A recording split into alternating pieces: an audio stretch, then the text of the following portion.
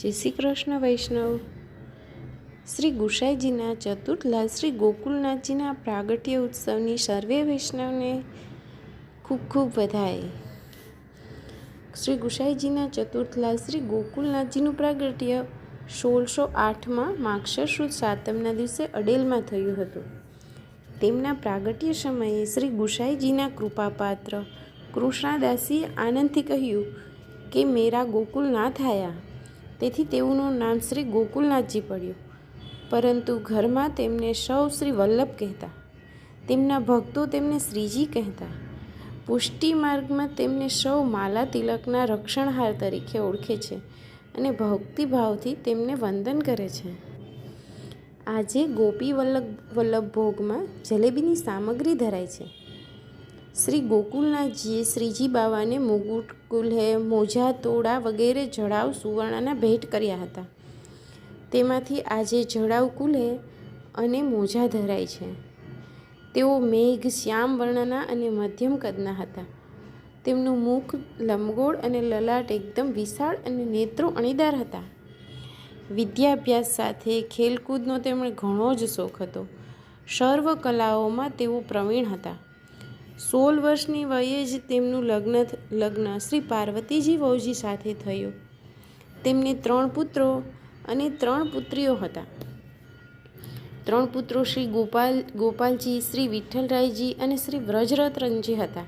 જ્યારે શ્રી ગુસાઈજીએ સદેહ નિત્ય લીલા પ્રવેશ કરવાનું નક્કી કર્યું, ત્યારે તેમણે શ્રી ગોકુલનાથજીને શ્રીનાથજી સમક્ષ આજ્ઞા કરી, શ્રી મહાપ્રભુજીના આ માર્ગને હવે તમે ઝાડો છો।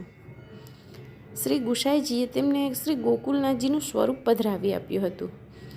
ગોકુળમાં જ્યાં ગુસાઈજી બિરાજતા હતા, ત્યાં બાજુમાં જ પોતાનું મંદિર બનાવડાવી તેમાં શ્રી ઠાકોરજીને પધરાવી તેઓ સેવા કરતા હતા।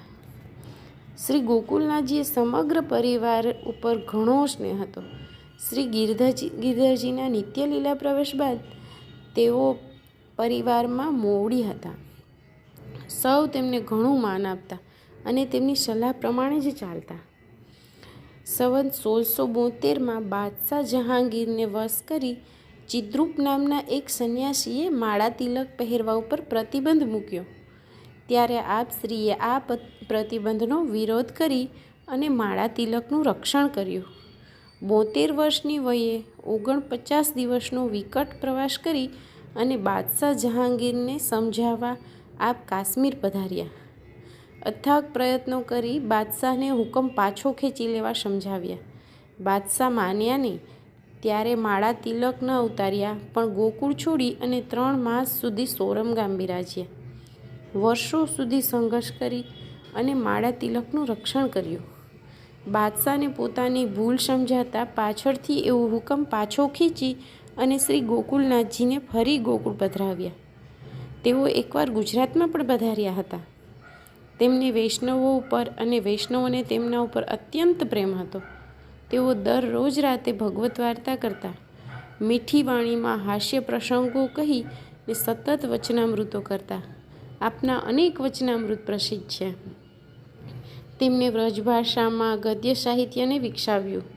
વ્રજભાષામાં ઘણા બધા ગ્રંથો લખ્યા છે, જેવા કે 84 વૈષ્ણવની વાર્તા, 252 વૈષ્ણવની વાર્તા, ભાવસિંધુ, નિજવાર્તા, ધરુ વાર્તા, શ્રી બેઠક ચરિત્ર, શ્રી ગોરધનનાથજીના પ્રાગટ્યની વાર્તા, સેવા ભાવના, સ્વરૂપ ભાવના, નિકુંજ ભાવના, ભાવ ભાવના, વચનામૃતો, ઘણા બધા હાસ્ય પ્રસંગો। આ ઉપરાંત તેમણે 16 ગ્રંથ ઉપર પણ ટીકા સાહિત્યની રચના સંસ્કૃતમાં કરી છે। શ્રી યમનાષ્ટક પરની શ્રી ગુસાઈજીની ટીકા પૂર્ણ કરી। પુષ્ટિ પ્રવાહ મર્યાદા, સિદ્ધાંત રહસ્ય, અંતકરણ પ્રબોધ, ભક્તિવર્ધિની અને સંન્યાસ નિર્ણય આ ગ્રંથો ઉપરાંત શ્રી સર્વોત્તમ સ્તોત્ર, શ્રી વલ્લભાષ્ટક અને શ્રી બ્રહ્મસંબંધ મંત્ર ઉપર પણ સંસ્કૃતમાં ટીકા ગ્રંથો લખ્યા છે। વિજ્ઞપ્તિના 35 શ્લોક અને 84 વૈષ્ણવની નામાવલીનું સ્ત્રોત આપે રચ્યું છે। આપ શ્રીની 13 બેઠક બિરાજે છે। એમાંથી 8 બેઠકો વ્રજમાં છે, 2 ગુજરાત અમદાવાદ અને ગોધરામાં છે, 1 સોરમજીમાં છે અને 1 અડેલમાં। અને એક કાશ્મીરમાં છે.